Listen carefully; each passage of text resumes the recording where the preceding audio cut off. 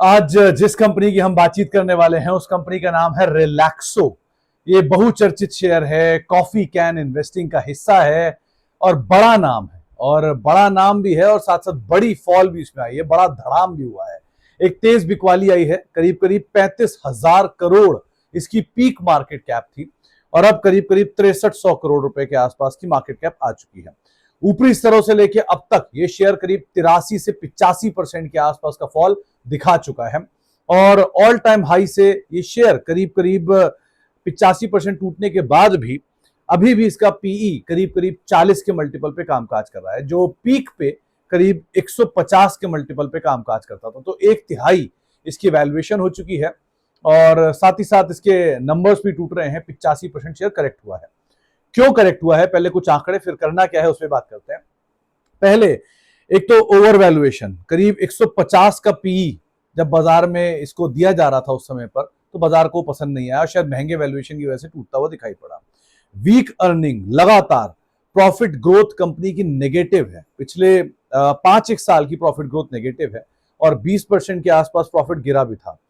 तीसरा, डिमांड का slow down, एक ये सबसे बड़ा फैक्टर है, क्योंकि मास साइड पर जो डिमांड का स्लो डाउन है वो एक आता हुआ दिखाई पड़ा, जिससे वॉल्यूम ग्रोथ गिरी तो कंपनी के नंबर्स में भी फॉल आता हुआ दिखाई पड़ा।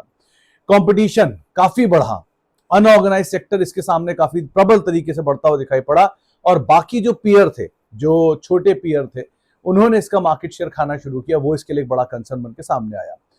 डिस्ट्रीब्यूशन के अंदर एक बड़ा लॉस आता हुआ दिखाई पड़ा। कंपनी ने अपने चैनल के अंदर बदलाव किया, डिस्ट्रीब्यूशन चैनल जो था उसके अंदर बदलाव किया और उससे कंपनी के वॉल्यूम में गिरावट आते हुए दिखाई पड़ी। हालांकि टेम्परेरी लॉस था, लेकिन वॉल्यूम लॉस वहां पर भी आता हुआ दिखाई पड़ा। प्लस मार्केट सेंटिमेंट, ये एक और बड़ा वजह रहा, क्योंकि बाजार भी नीचे आया तो ये भी नीचे आता हुआ दिखाई पड़ा।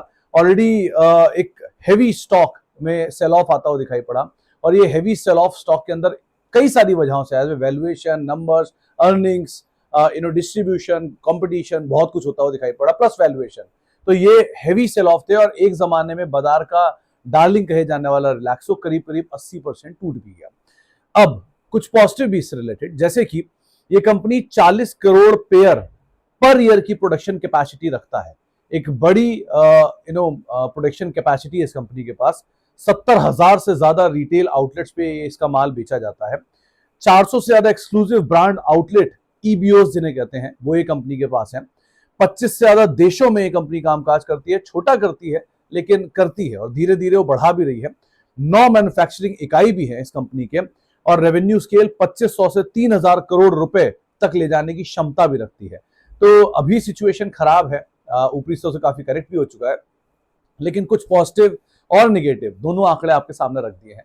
फैसला आपको लेना है। ये 150 का पीई भी देख चुका है और अभी 40 का पीई भी देख रहा है। नेगेटिव प्रॉफिट ग्रोथ है, ये कुछ कंसर्न एरियाज भी हैं, लेकिन इन सबके बीच में अगर सिचुएशन सुधरती है तो शायद इसके भी हालात बदलते हुए दिखाई पड़ते हैं। कुछ पॉजिटिव नेगेटिव एक स्टॉक को लेकर जो कि 80-85% ऑलरेडी नीचे आ चुका है।